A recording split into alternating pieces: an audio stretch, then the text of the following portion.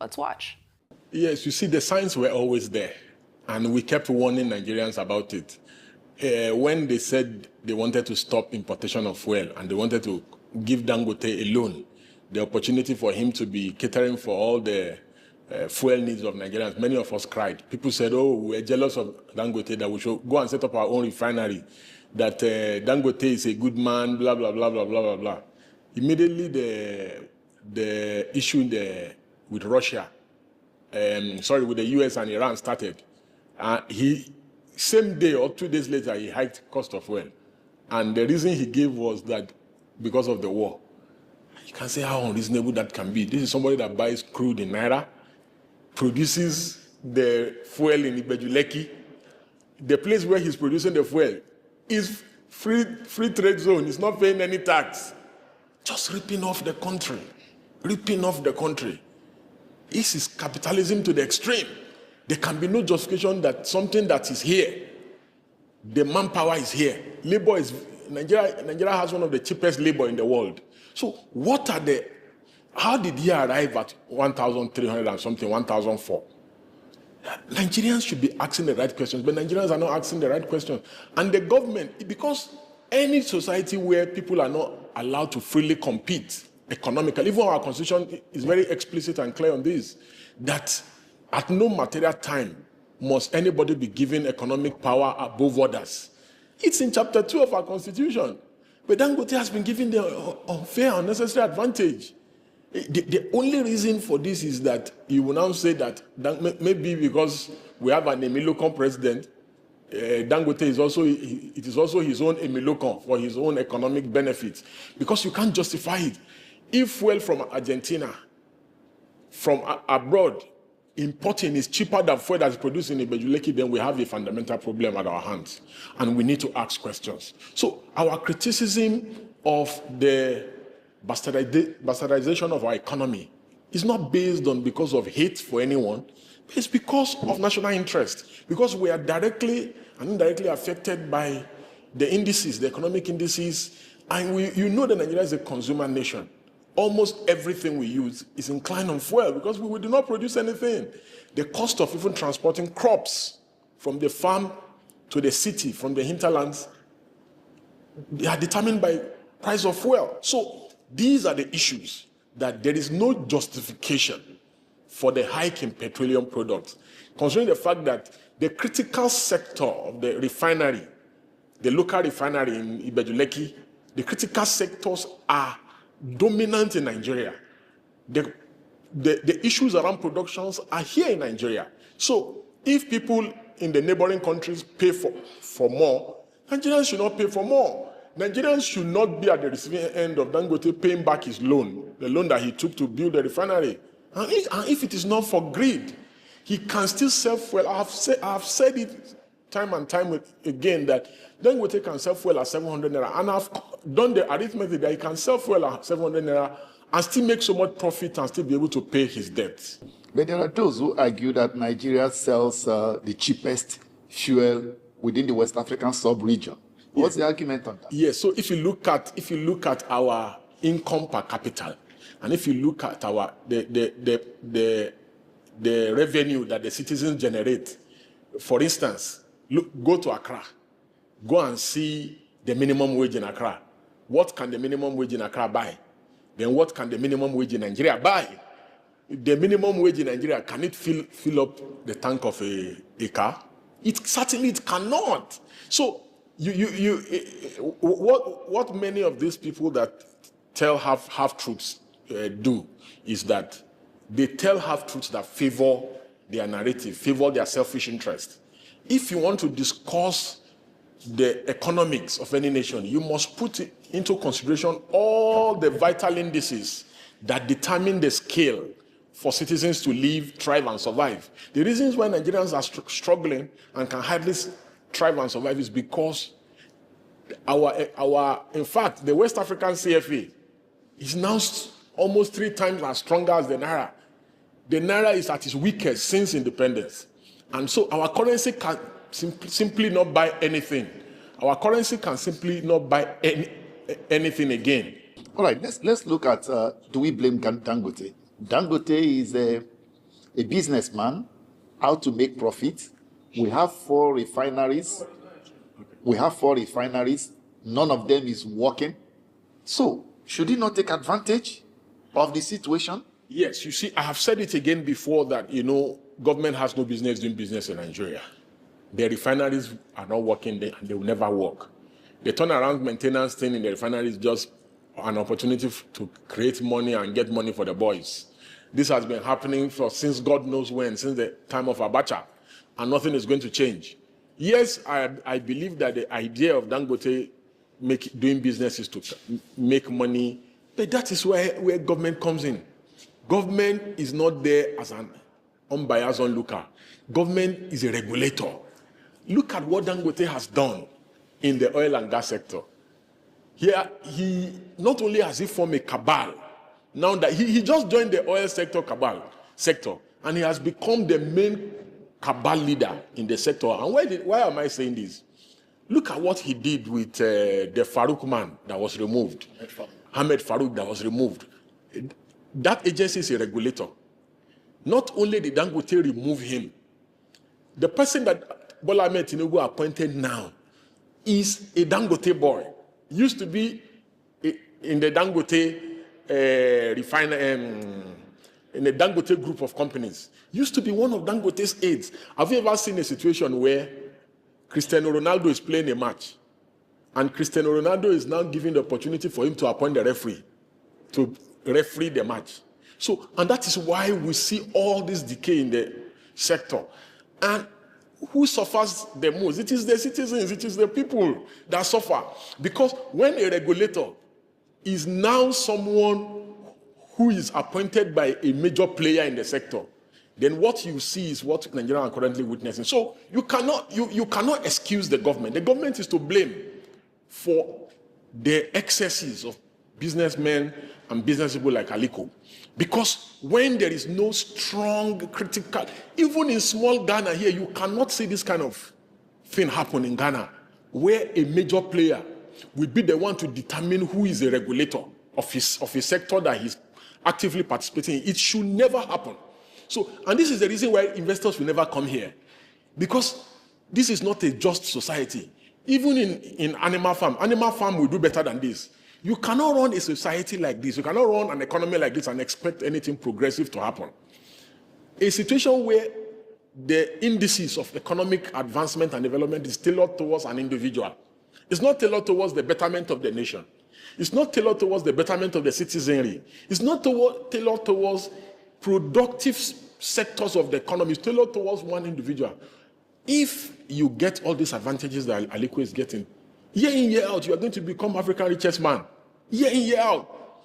You don't even need any ingenuity to be Africa's richest man because the system is rigged to favor you.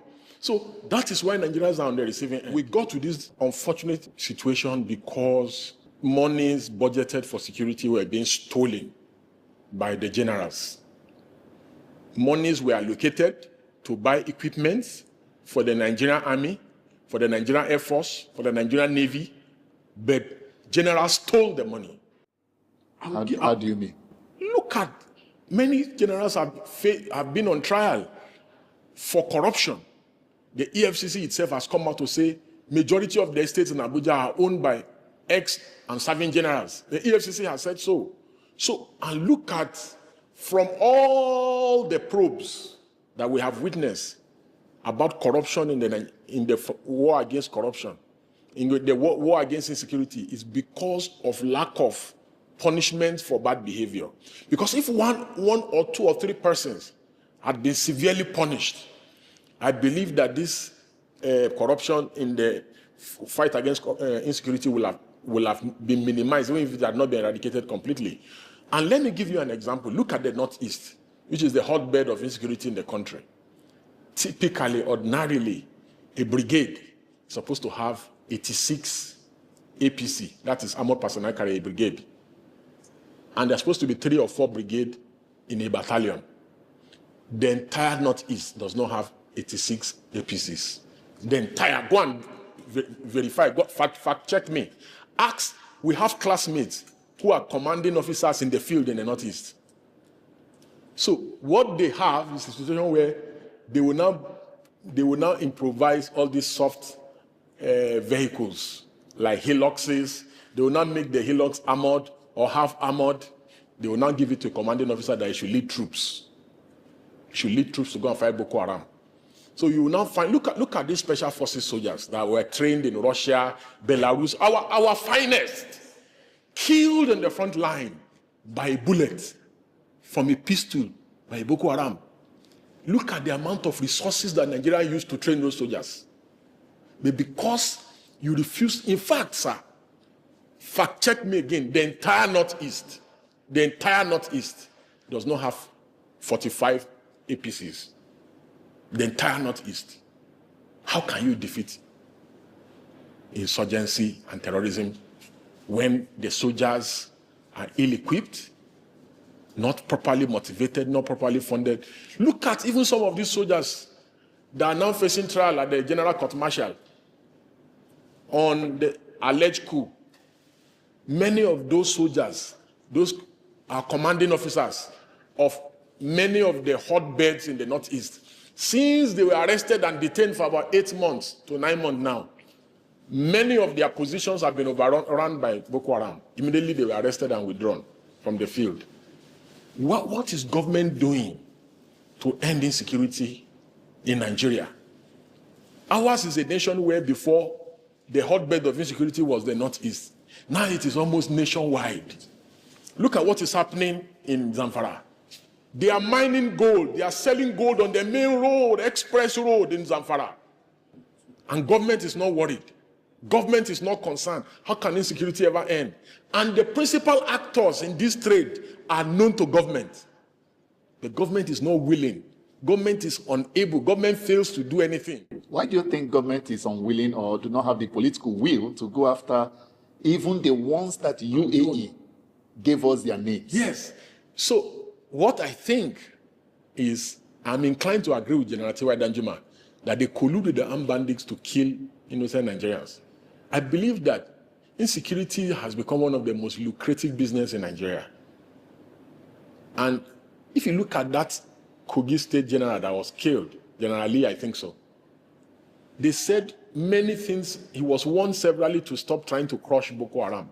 That's Colonel Ali? Yes. That he was warned severally because that was someone that was really after eradicating Boko Haram. But they took him out because some people are somewhere making so much money with insecurity in the country. And I believe that government is complicit because if there is no way you can tell me that government is not complicit when they are selling gold on the main road in Zamfara. It's impossible.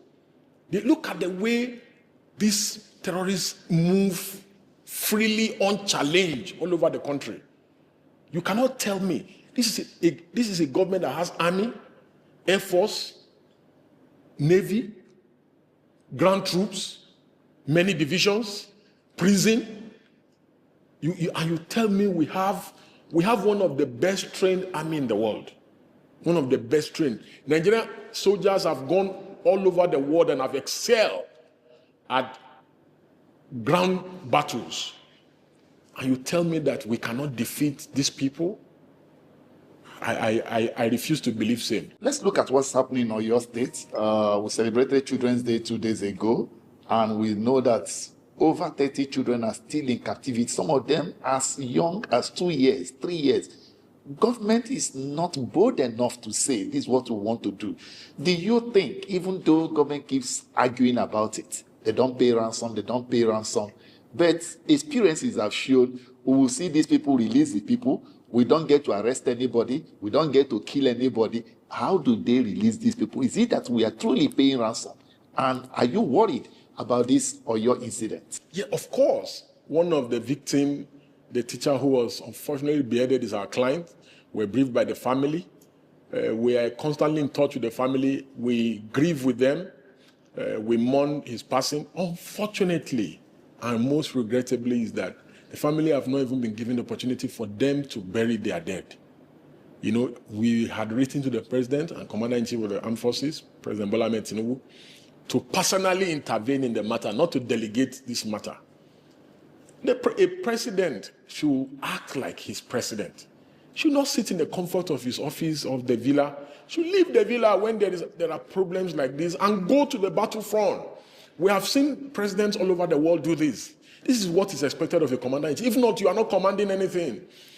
Even the governor of Oyo has refused to lead from the front. Even the 30 that you said is understated. You can be rest assured that more than hundreds of children will be in custody of terrorists and criminal gangs all across the country, because many of these incidents are unreported, many. The only reason why the Oyo incident was reported was because the terrorists posted it online.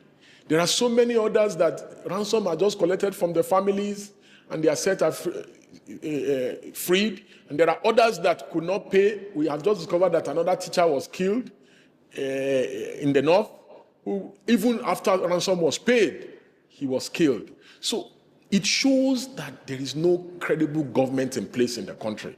And it's indeed very sad. Government must not only speak to condemn violent acts, government must be seen to be proactive, to go after those who are perpetrating these violent acts and bring them to book. That is the only way that the citizens will feel safe. Most Nigerians can no longer even travel by road. That is how bad it is. Two of the greatest fear of every Nigerian today is to be kidnapped. The second is to be gunned down by the police. These are two of the greatest fears of every Nigerian. We just saw recently how a Nigerian who had been handcuffed, who was pleading his innocence in Delta, was shot at close range by the police. Then another police officer had just threatened in a viral video that if anybody records him, he's going to shoot and kill the person. So these are the two greatest fears of every Nigerian. Number one, that may they not be kidnapped. So when Nigerians make that prayer, that may Nigeria not happen to you, these are the things that Nigerians are praying against.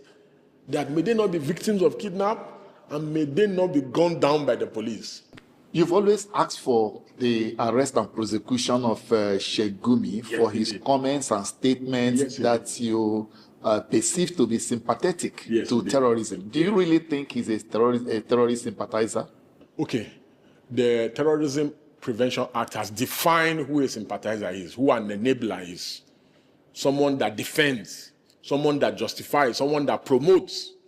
If somebody comes out and says, but it is better for bandits to kidnap people than to kill soldiers. Or to kill school children than kill soldiers. Yes, to kill school children than to kill soldiers.